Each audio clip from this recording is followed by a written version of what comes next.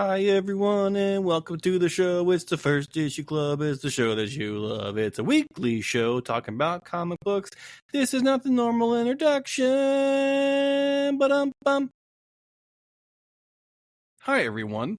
My name is Greg Lichtai, and you're listening to the First Issue Club. My voice is the only voice you're going to hear today. Andy is sick. Mike is sick. I am healthy as ever, and praise be to Glob that I did not get hit with the plague that seemingly taking out half the nation after Thanksgiving post-tryptophan massacre. I don't know. This is weird. Whenever we have to do solo episodes like this, I feel like a lunatic because currently I'm just like staring at my computer screen and I see the reflection of myself. So I feel like I'm talking to myself about myself, and my mind just kind of like turns off for a second, and I slowly just like slip into psychosis, and then I don't really know what I'm talking about, and then I black out for a little bit, and then before you know it, it's been an hour, and I just publish an episode, and I don't really know what I said. I could say some really good stuff about comic books.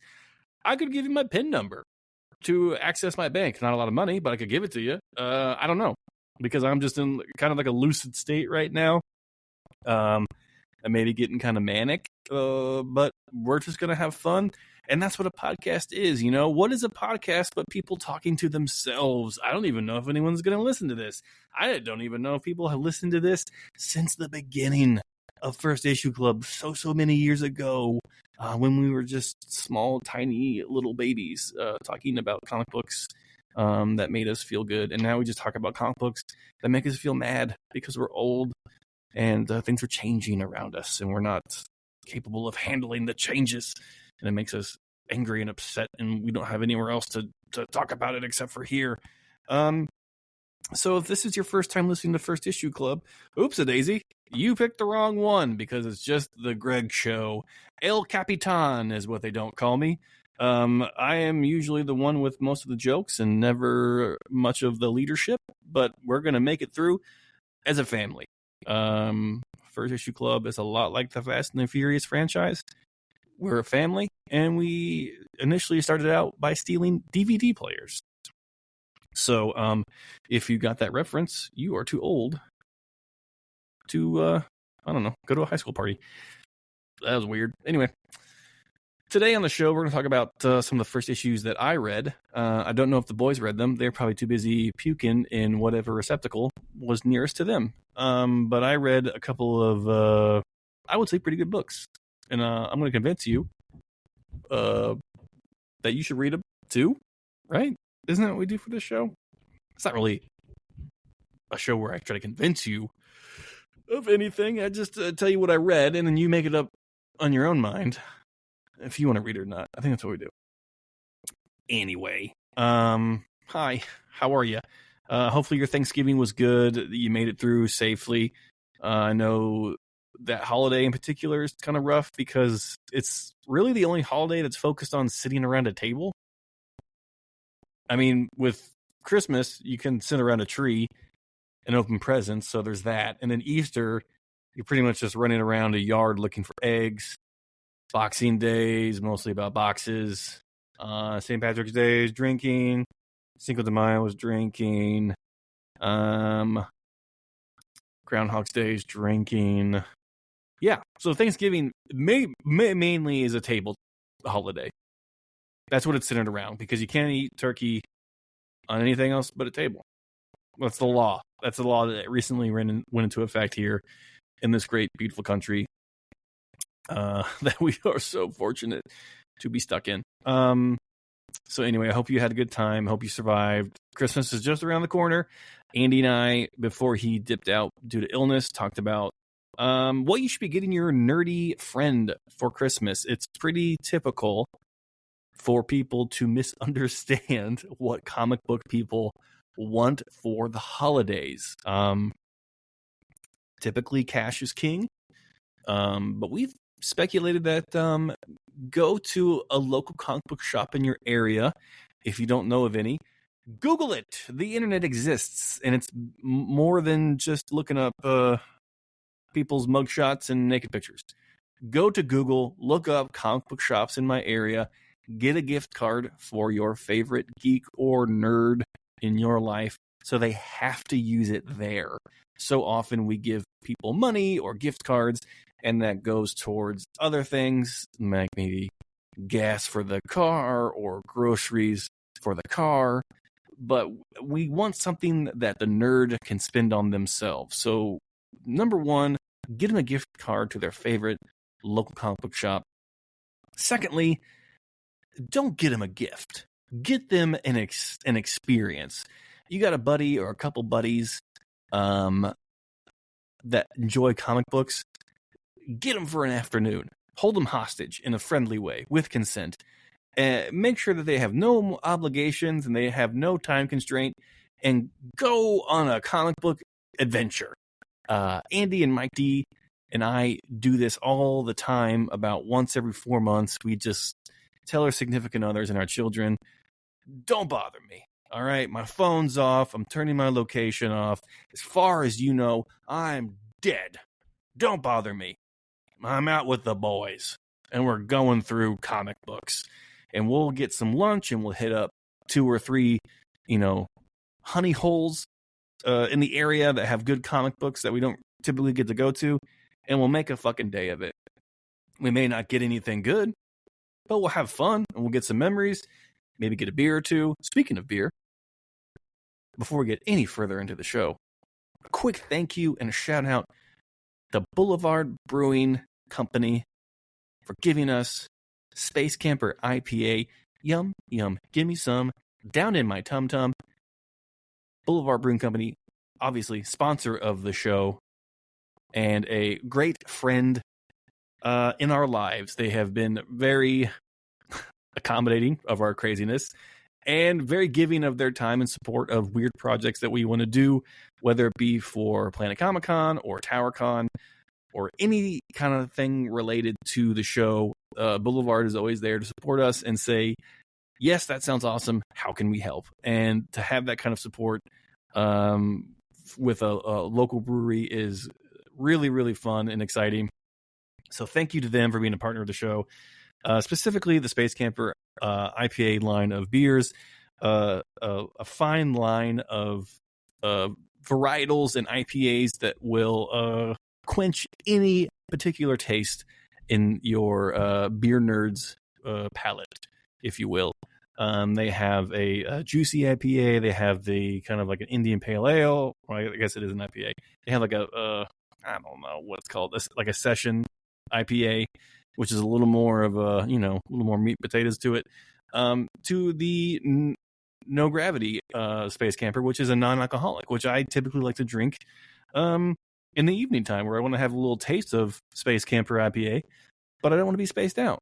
Just I grab a No Gravity or a Zero Gravity, which is non-alcoholic, and I just I have a good time, but I don't get spaced out. So Space Camper IPA from Boulevard Brewing Company. Go check it out if you're over the age of 21. And remember to drink responsibly. All right, on to the news portion of the show. The only thing I can think of note that came out that was particularly juicy, Amazon has been, you probably heard of this, Amazon has been doing the Spider-Man Noir show, or I guess they're going to be doing it, and they recently dropped 2 posters for the upcoming season.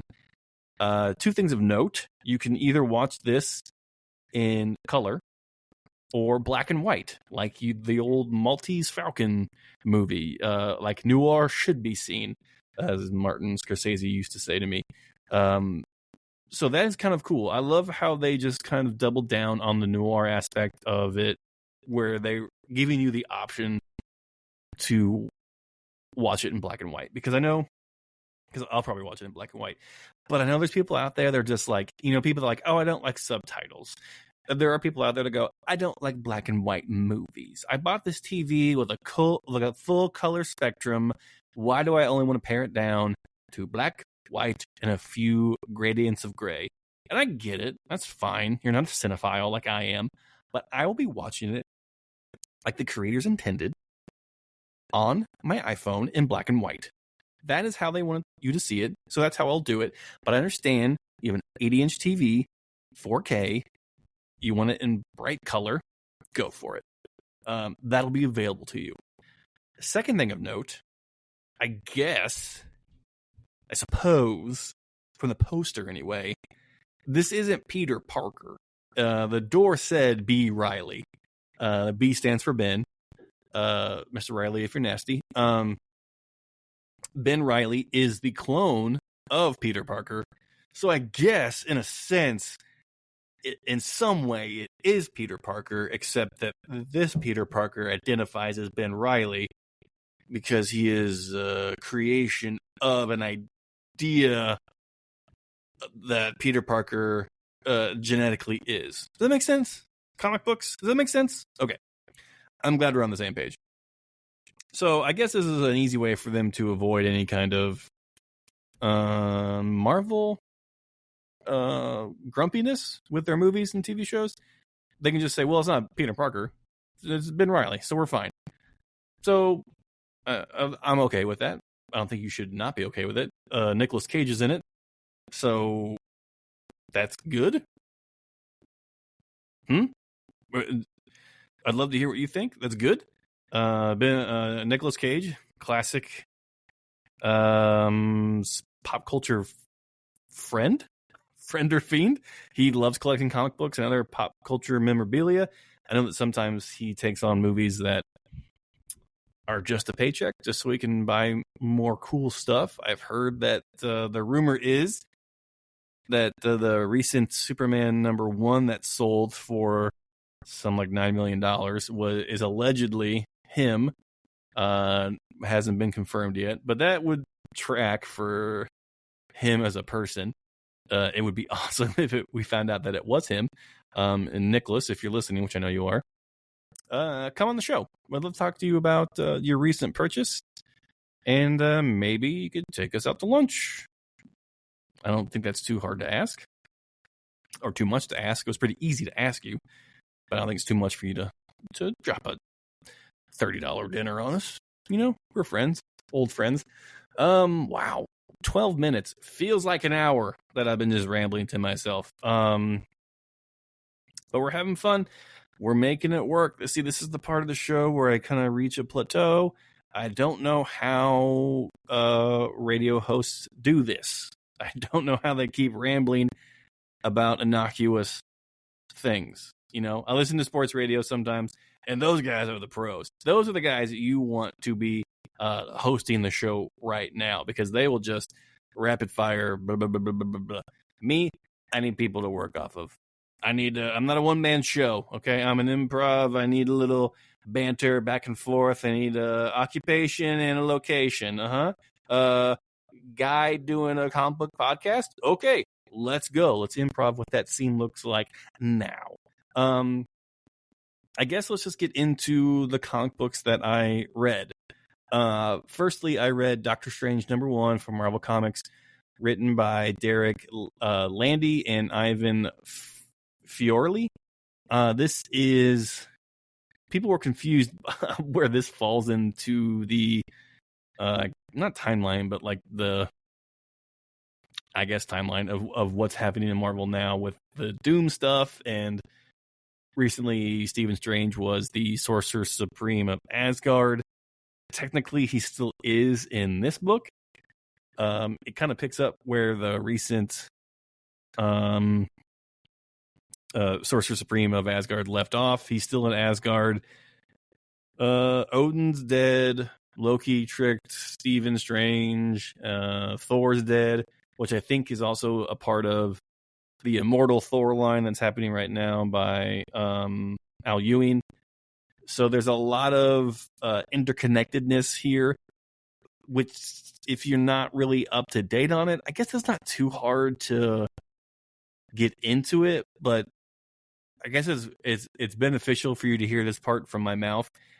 He is in Asgard still. End of story. Midgard is cut off from all the other realms, so Steven can't get back to Midgard right now. So he's trying to figure out new spells essentially to get himself to Midgard. So that's probably why you're not seeing Doctor Strange in like mainline Marvel books, is because he's stuck over in Asgard. In this book, he is tasked with helping the angels with an elf problem. I mean, who among us hasn't been there, you know? And this is a powerful elf that's like in an iron coffin that if he's freed, it's just bad news bears. Well, whoopsie daisy, by the end of this issue, evil elf is free from his iron coffin. Oh, Steven, you did it again. And so the ending of this book is like Stephen Strange, like in a black costume all of a sudden, like he's turning evil, or I don't know, going through a goth phase. And it's just, it'll be interesting to see where he goes from here. I like this book pretty well, actually, and I think it was because of Ivan's art. It felt like it was like from, I don't know, like fresh out of like a cartoon. It did have that feel to it of just like these like animation cells, and it looked really clean and like expressive and lifelike. And I don't know what else to say, because I think there's a certain person that picks up Doctor Strange books, and if you are that particular fan, you're going to pick this up regardless. If you're Doctor Strange curious, I think there might be other titles that would suit you better. Even if you're Asgard curious, I don't know if I would particularly go for this book. But if you've been along for the ride for the last couple years, you should be able to hop in this fine. As you know, is a classic fish out of water, sorcerer stuck in Asgard, that Marvel has told time and time again. So it really is, temper your expectations. If you haven't been up to date with the Marvel stuff, maybe give it a pause, wait for a trade paperback, because this one seems to be pretty lore heavy, in self-referential to previous stories. So reader beware, but reader be rewarded if you do read it, because it's a lot of fun. I can't believe I just said reader rewarded. Okay, moving on. I read the Terminator book that came out. I'm trying to scroll down to it, so pardon all these weird pauses while I scroll. Come on,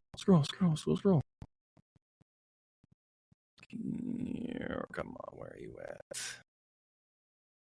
Anyway, it's the Santa Claus Terminator book, which you hear that and you go, oh, that should be a hit. And for the most part, it was. It was not bad. It follows. So the book opens up with like a Terminator. I don't know what the hell they're called. I'm just gonna call them a Terminator. Like a new, but it's not like Arnold. It's not Arnold Schwarzenegger Terminator. Okay, this is a new Terminator. Some might say improved Terminator. I don't know. I think all Terminators are cute, so I'm not really a great judge on it. But this Terminator that we see in the beginning is pretty good. So I was rooting for this particular Terminator, which makes me a flawed character. But anyway, so new Terminator shows up, and like, I don't know if he crash lands, but like he is teleported into like a mall, and like, you know, classic Terminator, they always show up naked, like me to a party. And so their first objective, as always, is find dope clothing. And so you're not really shown what he finds, but like he like you give his like POV, and it's just like do clothes found, and perfect match. And so he puts clothes on, and it cuts to like this rebellion.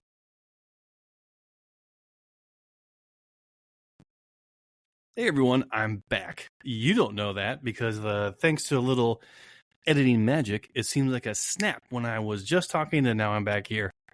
But during recording, I got a phone call. My son lost his bottle. And if you're a parent, you know that is a category 5 shitstorm.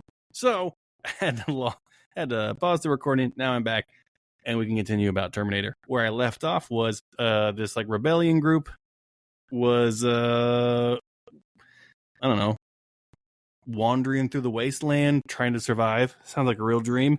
And not anything close to what we're doing now in real life. But they find out. Hold on, how do I want to do this? Okay, we find out as the reader that it's December 24th, Christmas Eve, and a young rebellion platoon member. I don't know what they call themselves when you're in like a rebellion rogue operation. I guess you don't have the notions of rank, or I guess you do. Even if it is a dystopian future, you still have rank. You gotta keep order, or else chaos reigns, and you can't have that in the Terminator universe. Anyway, the youngest member of this rebellion platoon has like one of the senior members describe Christmas to them throughout the comic, because I don't. They look close in age, so I don't know how this person doesn't know what Christmas is, and they're like. They're like, I remember his name's like Kris Kringle, but what do we call him? And it's like Santa. And as soon as this person says Santa, like freaking Terminator Santa shows up. Now we know it's not Terminator Santa. It's a Terminator dressed up as Santa. But what happens from there is a full-on death match between these humans and Robot Santa, which that alone is worth the price of admission. They like have discovered this gun that they looted from like an old Terminator robot that like hurts Terminators because the weapons that they have don't hurt Terminators, which you don't want that when you're in a rebel group whose sole purpose is to take down Terminators. And you're telling me you don't have weapons that can take down Terminators? You just brought a knife to a gunfight. You're going to lose that one 9 times out of 10. So, a lot of cool visuals of half-burned Terminator Santa Claus and ripped up human flesh. The story is good. It's good. It's your classic Christmas tale. But what you really want to do is go and read this book for the gnarly fight scenes between Robot Santa and these humans. That is like the coolest part of this book, and really, probably why it was made in the first place. So, if you like that little tidbit, go check it out. It is another fantastic entry into the Terminator stuff that is happening over. I want to say Dynamite, but I know that's not right. Anyway, we don't edit here, so if I can't find it, I can't correct myself. So there's that. I think it doesn't matter. I also read Dread the Halls. Oh, here we go. The Terminator, Santa Claus is coming to town. It is on Dynamite. I was right. Yes. Yep, it's by Paulina Gaucha, Kendall Good, and Jeff Eckelberry. So, great entry into the Terminator stuff going on at Dynamite. Anyway, moving on to the next book I read, which was Dread the Halls, out on Image Comics.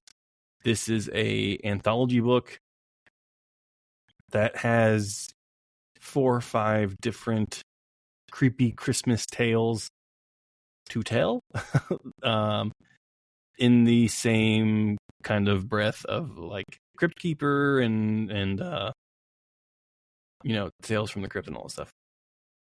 This was a ton of fun. Not normally, but sometimes these holiday centric anthology books can get a little repetitive and kind of like stuck in the easy trope of holiday narratives and horror narratives.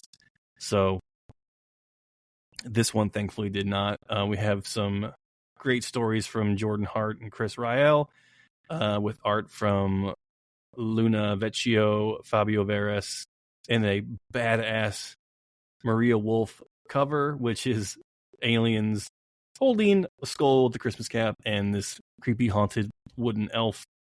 The stories in this range from a retelling of the Charles Dickens Christmas story with like this Alex Jones type Ebenezer Scrooge, and he essentially just mentally breaks every Christmas, past, present, and future ghost that comes and visits him. So it's a very unique take on like what happens when one immovable force meets another, and who will win out. And this Alex Jones character kind of takes these ghosts to task, and that's very fun to read.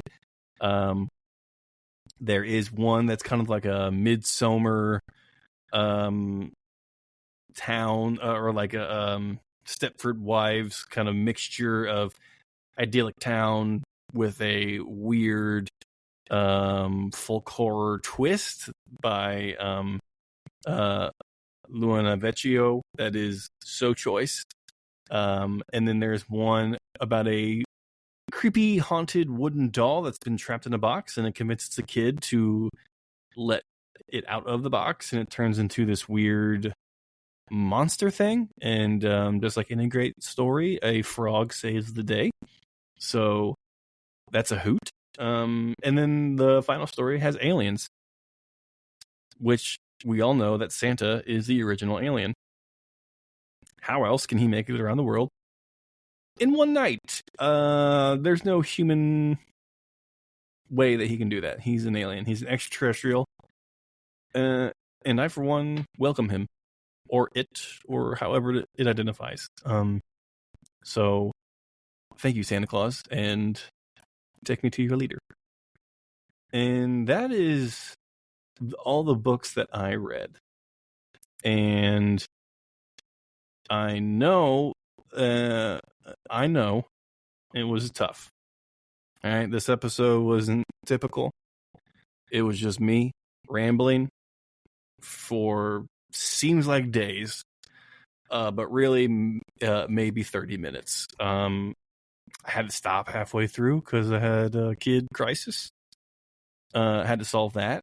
First and foremost, I love this club, but my priority comes to my kid and getting him a bottle. So if you take umbrage with me bouncing and getting him a bottle, take it to Twitter and we'll fight it out in 122 characters or less. But other than that, I don't got much to talk about. Next week, we're going to be a big happy family. We're all going to be here, I hope to God, because if I have to do this again, it's just going to be an evergreen episode of a Patreon episode. Because really, that's where I want you. I want you over on the Patreon. That's where all the fun games and weird articles that we read, and just all of our friends are over there. All of our friends are over on the Discord. If you want any access to that, go to any of our social media pages. We have like a link tree thing there. Hop on, plug in, interact with us. It's great. This week, I've already mentioned on the Patreon, we talk about what to get your geeky or nerdy friend for the holidays. We also talk about how we have shifted from CLZ to League of Comic Geeks, and how Andy thinks he has cracked the code on how to bulk import his comic book collection because he has over 10,000, and he didn't want to manually input those comic books back into another data source. I get that. So we'll see if he can do that. He'll be logging that journey over on the Patreon. Other than that, stay healthy out there, everyone. Like I said, everyone's kind of catching the crud from Turkey Day. Hopefully, you didn't get it, but if you did, hopefully you're recovering quickly. If you want to give me some support, tell me I did okay, head over to the Discord, like I said, or any of our social medias and say, hey Greg, you did fine. We didn't even notice the 2-minute break where you weren't there because you left. It actually added to the show. You guys should do that more often. Random pauses in the show. And I agree. I'll back you up on that. So, but now I am rambling. But I wanted to say thank you so much for joining me. I didn't want to leave you guys without an episode for a week, so I tried to slam this one together. I promise if I have to do it again, I will be more prepared. Maybe I'll ask a friend to come on the show with me. I have a few of those that I could probably text and they would hop on at a moment's notice. Other than that, bye everyone. I love you, and bag and board your comic books. Bye. This is the end of the show. Outro. The show is over. What are you doing here? The show is over. First Issue Club is a show that you just listened to. Now go home.